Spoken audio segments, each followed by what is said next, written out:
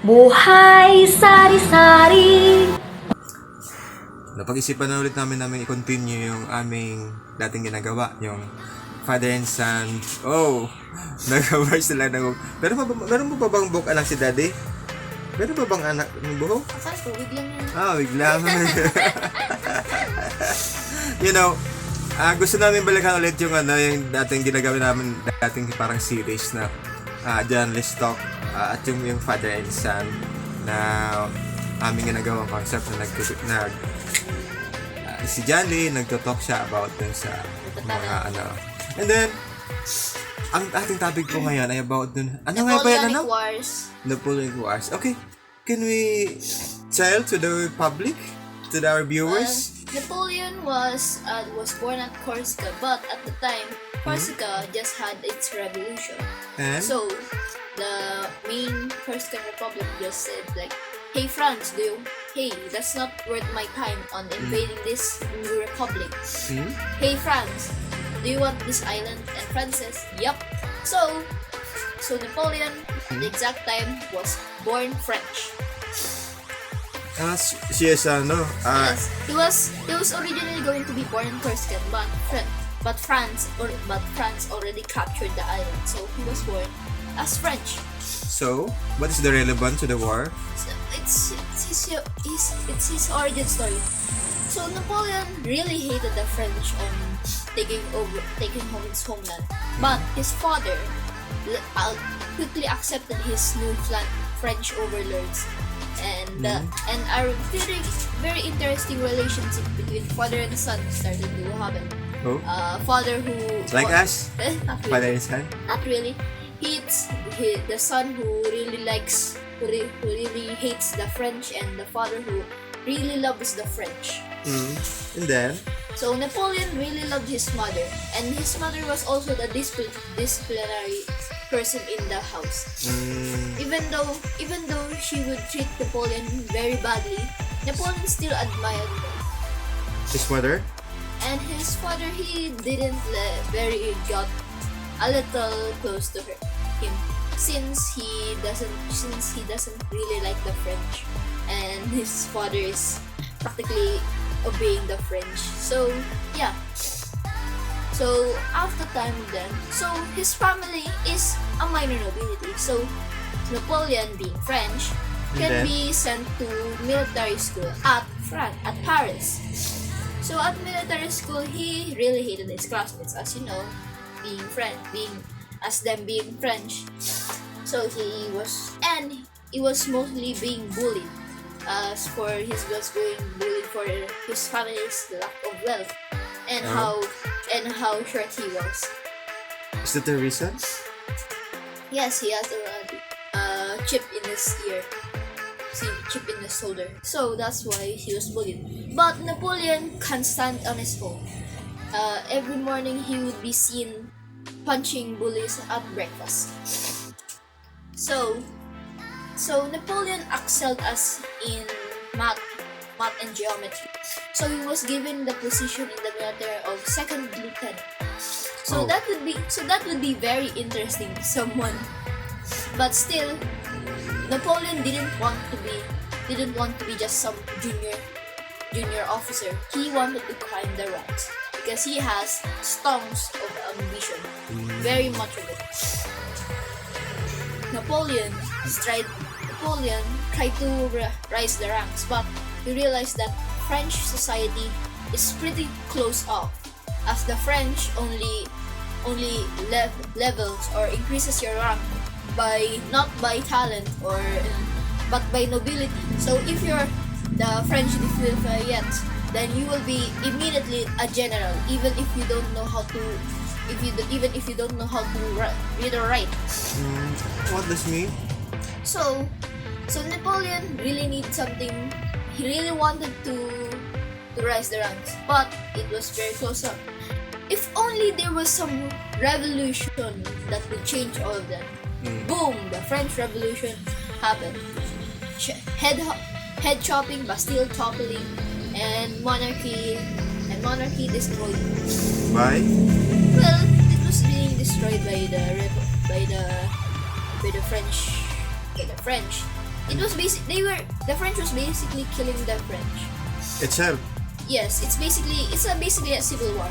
But the rebels eventually won. But Napoleon saw this as an opportunity, but he didn't care about the violent mobs rioting or killing any others. Because if it cost him to rise his rank, then that's what he cares, to rise his rank. So he defended the revolution. He defended the revolution by destroying a counter-revolution sponsored by the Britain, a royal uprising in Paris. So he defended it, and his rank climbed until he was a general. So this is where we first start in the first coalition. Coalition with? The first war of coalition. The members is Austria, Norway, Britain. That's three? The main Austria, Norway, and Britain. So that's the main three of the first coalition. So naturally, Napoleon practically was still just a general. So he wasn't in control of the entire nation. But his army was supposed to be a sideshow, as there's two more heavily fortified armies at the north that was to be the main show, but Napoleon's army was supposed to be the sideshow. But Napoleon's army was very demoralized. Ma, we will please explain that like 15 minutes. Sorry. 7 minutes ago. Okay. Go. So Daddy. So Napoleon's army was pretty demoralized and lacking in equipment, but not underpaid. Basically, Napoleon's There's no army salaries. was rigged. Napoleon didn't have a salary. No, Napoleon's army was rigged to fail, since they were supposed to be the ones to actually beat the Austria. So, but as the two generals of the north was struggling, even though they're the ones supposed to be the main show, as they were struggling, Napoleon at below them is practically doing it, making his army the main show. By using his radical speeches, he moralized the troops of his army. Excuse me. He moralized his Do you troops. have a viral? So at the time of their C2. so at the time of C2. so at the time of their battle, Just water. So at the time of their battle, even though Napoleon was aiming the cannons himself, gaining the complete loyalty of his men, thus his men were seeing him in the mud as with them. So when Napoleon ordered a totally suicidal charge within the only bridge in town, the men ran in. So, what's the... Basically, Napoleon has commanded loyalty. He's very loyal to his army and the nation he's fighting for. So basically, now as at the battle, when Austria was defeated by the surrounding French, Napoleon actually captured the Austrian forces. So it left Vienna, the Austria's capital city, exposed, as its main army was captured. So Austria suited for peace. Britain wasn't really a threat, but it was very, very annoying for the French. So first coalition, the winners is France. But it most looked like it was a Napoleon victory. What happened to the regimes? It was Napoleon just kept so that at that time of the first coalition, France was basically spreading revolutionary ideals. So basically, removing monarchy and kind of replacing it into a So the French, there are no more monarchies. yes, basically he really hated the monarchies. So he removed monarchies, replaced them with French ones. It wasn't really removing monarchies. It was basically, hey look, we freed you from your cruel Austrian oppressors. And now we change them with French ones. Basically nothing changed. The only thing changed that who was in charge. Oh, that's the reason? Yes, but at the war when Napoleon was heading to the capital of Vienna, he pillaged and plundered all the villages, all the cities that he came across, sending back riches to France and paying his men their first real money they ever received.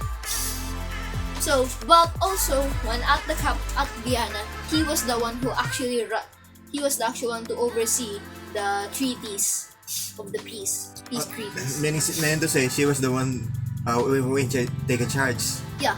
to make out treaties. Yes, because he was the main general who actually did something, as the main plan didn't really account for Napoleon. Meaning to say, he is also just like a president. Yeah, kind of. He was basically a general who was really popular. As the first coalition, it gained Napoleon lots of popularity among the French people. He was because he was also a brilliant journalist. Oh. He was kind of exaggerating his feats. So with his newfound popularity, he decided to look for more glory. So he went to basically Africa. Africa, what's he doing in Africa? Basically, he brought a lot of scholars to investigate Egypt. He basically did a lot of stuff. But at the time of him being distracted by being in Africa, France, being France, decided to start. The France were being France. Wasn't actually the first one to start the war. But this time, in the second coalition, the Allies was the first one to start the war. As them seeing Napoleon being busy, far away, so they decided to start the second coalition. So and France gone beaten, nearly beaten. They basically nearly lost almost their territory. So? But France immediately started to bounce back, with Napoleon back in charge. So Napoleon, being Napoleon, captured several of Austria, and decided, hey, Austria is being a part of the Pope. So he decided to go to the Pope to give me a little spanking, and Russia decided to join in with Austrian, Russia's, and Britain's in their allied ship. They thought they had a chance against Napoleon. So? But they were about to receive about total humiliation. Humiliation? Yes. They got having humiliated. a war. Yes, but it was mostly because they underestimated that the Russian Tsar was young and seeking for glory. So when Napoleon said when he was pretending to be weak, and the Russian Tsar, he's weak, time to capture his entire army and maybe himself. So they went to battle on a frozen lake, and foolish enough for the Tsar, Napoleon used artillery to shatter the ice on the lake, causing an unknown number of men to die. So? That What are we going to say? That pulled Russia and Austria out of the war, because Austria was being beaten again as he was getting captured again. Basically like that. Basically Britain can't be captured since she rules the sea. Oh, they have meant to say Napoleon have a lot of business in war. Yes, he was mostly finding glory. By And having the wars. third coalition, this is where Napoleon works at his best. Okay. Now, the third coalition, it was his best. It was his masterpiece. The third coalition, it was mainly the allies were Britain, Austria, and What are those? Britain, Austria, and what's that country called? How about Germany? No, oh yeah, the Holy Roman Empire. Not Germany. No, Germany is a part of the Holy Roman Empire, and Empire. Russia, and Portugal sometimes. Okay. So these 5 countries thought they can now stand a chance since they have big boy Russia, the most powerful, the third most powerful, has the third most powerful, and completely has the entire world at that point. So they tried to get to war, but they underestimated it. Okay. So Napoleon, being Napoleon, immediately splitted his army into a corps system. Basically, being his own, these corps basically being their own mini armies. They have their own cavalry, Cavalry. And then? and cavalry artillery. So and Artillery. they have infantry. So they're basically mini armies. So but these armies also feed on the land, so they don't have to rely on heavy supply trains, and they can move at astonishing speeds since they don't need to rely on heavy loot trains, Oh. basically transporting of loot. Oh. So the corps system, basically, Napoleon's tactics is basically, if there's 2 armies and it's partly larger than him, he can easily beat it by separating and isolating and going for the kill. It's basically like that. Most of his strategies like that, since it works most of the time, as it's very effective. Since if you isolate an enemy, they can't really do anything if they're surrounded.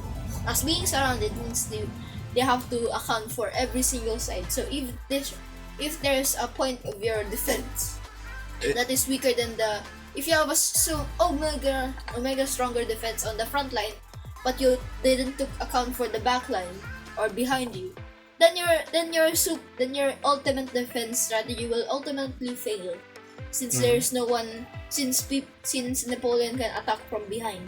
Okay. Can you maybe ramp up, Anna? Oh, It's been 17 minutes. There's still a 5th coalition. Napoleon's wars is very long. You thought this was very short.